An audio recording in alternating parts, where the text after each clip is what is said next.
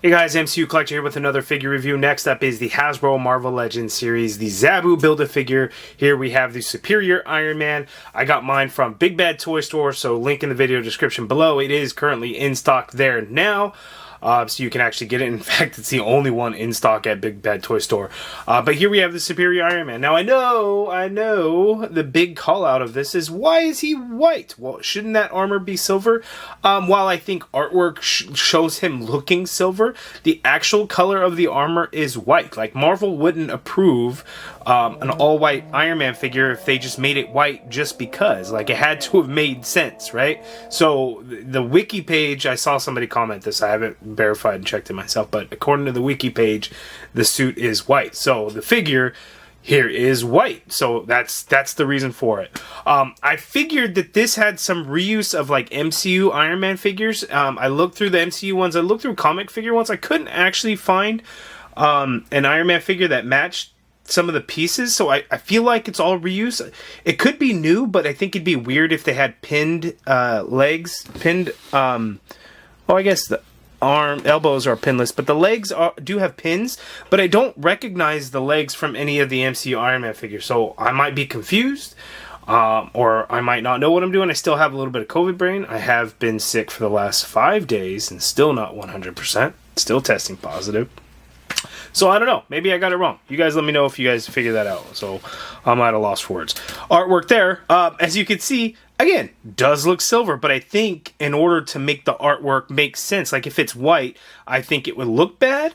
But at the same time, like if you do that and it looks silver, why not just do it silver? Because it would look better. Like why would it doesn't, anyway. I still think silver is the right color. I mean, yes, I could see that it could be white. Maybe it's just reflecting. I don't know. Silver is better. I wish it were silver, but I get it. It must actually be white. That's why they did it. But yes, silver would be better. Anyway, the bio reads, psychic fallout from a battle with Red Skull leaves Iron Man a changed man, causing havoc among humanity in symbiote-infused armor. So interesting. So I'm not actually real familiar with the Superior Iron Man storyline. I'm going to have to read up on it a little bit to understand, because the symbiote-infused armor is something that I was not aware of, so I'm going to have to check that out.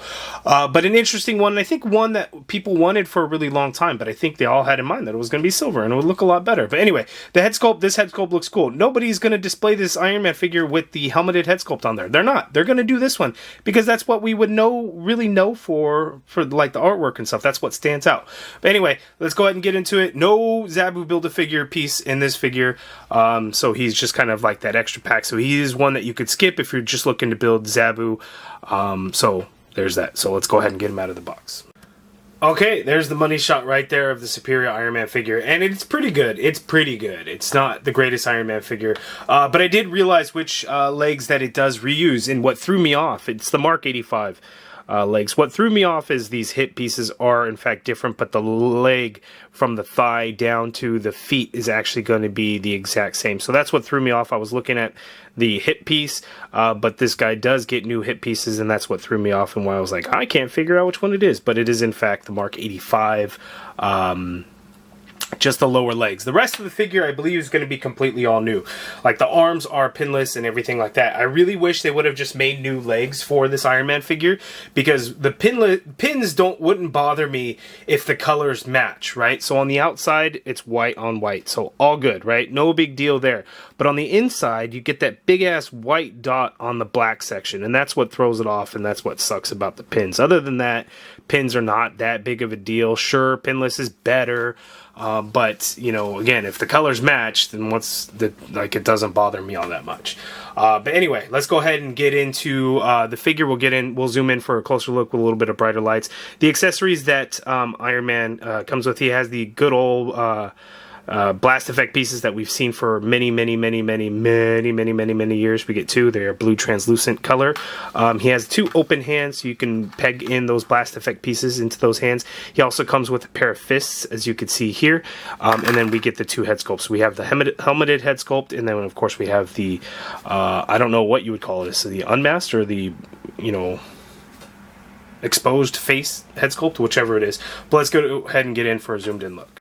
Okay, so I'm going to darken it up a little bit instead of being so bright here because the suit is all white. So I did read it. The suit is white with glowing blue. Now that glowing blue could give it that silver hue-ish, I would say. That's probably a cop-out reason that I'm using, but I'm gonna roll with it. I'm going to go with it. We do see a lot of that glowing blue throughout the figure, though, which is actually pretty cool. So you can see it like here on his chin and the arc reactor or the, you know, the chest and everything like that. And I'll get into it. But I wanted to talk about this head sculpt. It's fantastic. It's so good. I mean, just look at how menacing he actually looks. You know, they put a little bit of dark color around his eyes. They're all whited out. It's got the facial hair. It looks fantastic. They did a great job with this head sculpt. I really, really like it. The helmeted head sculpt, I'm not the biggest fan of because it's just kind of small. Like, it looks accurate to the suit and everything like that, as you can see there. But, like, it's tiny. Like, you put these side to side, like, that doesn't make sense, right? Why wouldn't they make these two to be, like, the same size? I don't understand. And maybe it's close to the same size, but I feel like it's not. I don't know, maybe it is, but the hair is like the big thing. And I know, like, if he has the helmet on, the hair would just squish down. And maybe that's the difference. But to me, it looks a little jarring. It's kind of weird. So let's go ahead and pop this head off. And then we'll pop the helmeted head on there so you can see it. See, it just looks really small, right? It's not just me. It just looks really small. While the head sculpt is not bad, the helmet is not bad, it just doesn't look as good. It's got a little bit of that blue kind of throughout, like in his eyes, and then here on the sides and kind of through the line work. That looks pretty good, but we're going to take that off because I don't like it as much because this one is fantastic. So I'm going to leave that head sculpt on there because it just looks so good. But now an overview of the figure. We do get new arms on here, so they are pinless, as you can see.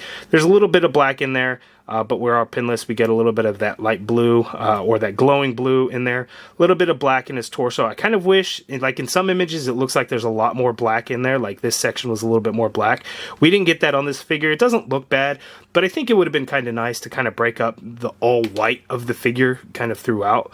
Looking at the back, we get some molded line work and paneling and stuff of his armor. And that's pretty good.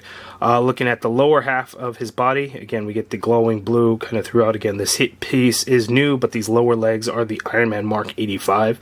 We get some light blue glow in some of the line work in there. A little bit of black like on the inside, but oh, I hate that white pin on the black. There, a little bit of black on the feet, no glowing blue or anything like that. So there we have it. Again, looks pretty good. Silver, again, yes, I do think would look better, but if the suit is described as white with glowing blue, I mean, the action figure is white with some of that glowing blue, so they did it right. But again, silver still, I think, would have looked better. But the figure is pretty accurate. And overall, it does look pretty good. I think what throws it off is just having an all-white figure is just a little bit weird. Not like strange. Maybe strange. I don't know. Just not used to it, I guess. But anyway, let's go ahead and get in for a look at his articulation now. Okay, so Iron Man, his head is on a disc hinge. It's a little stiff, so he can look up that much there. So if you get into flight poses, he can kind of look straight out, which is good. He can look down a little bit, as you can see there, but the hinge is really, really stiff on there. Full rotation in there. Not really a whole lot of pivot going on in there. It looks like the neck is a separate piece on the torso, but it really doesn't have its own independent movement, so just a heads up on that. The arm you can get to go straight on out like so. You get a full rotation in there.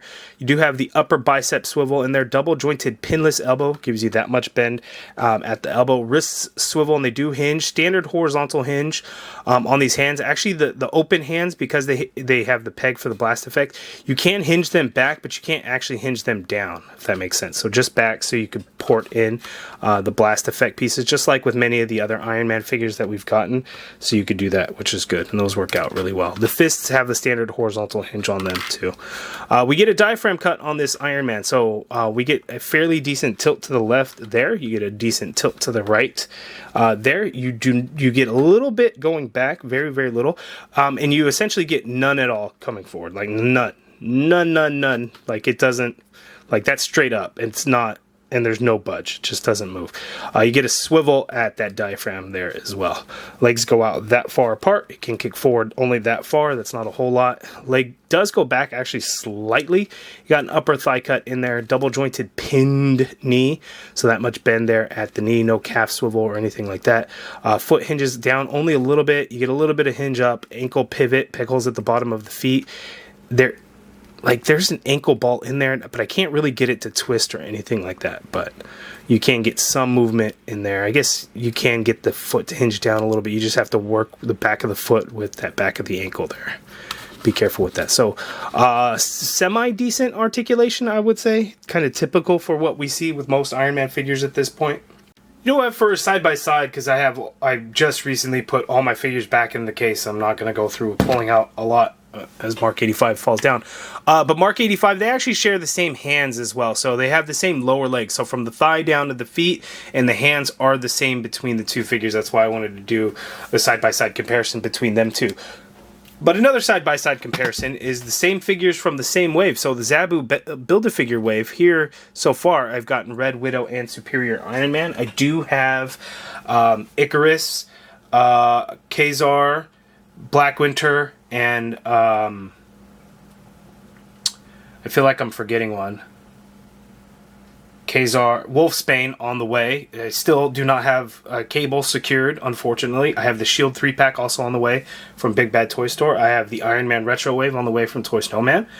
So Cable is the only one that I'm missing. So if anybody knows a potential hookup on Cable, please let me know, because that will be my final figure needed to complete the Zabu Build-A-Figure wave. Okay, so that is my review of the Superior Iron Man figure. I think it is actually a pretty good one. A decent pickup for sure. I just, not a big fan of what they did with the lower legs, but I am a fan of the figure. I will concede again, as I repeat myself multiple times, and I now realize this. Silver would be better. White looks good. Silver would look better, but white is accurate to the comics, so there we go. I really like the figure. This head sculpt, I think, is, again, fantastic. I like it much more than the helmeted version that they have included in there, but this is the one. I know people have really wanted a Superior Iron Man figure for a long time. Tony Stark is a villain, Iron Man is a villain. Like, that's crazy to think. Why would it take so long for us to get an action figure of it now too? But we got one, so you guys let me know down in the comments below, what do you think of this Superior Iron Man figure? I think it is a good one. I think it is a good pickup. Again, it is in stock at bigbadtoystore.com right now.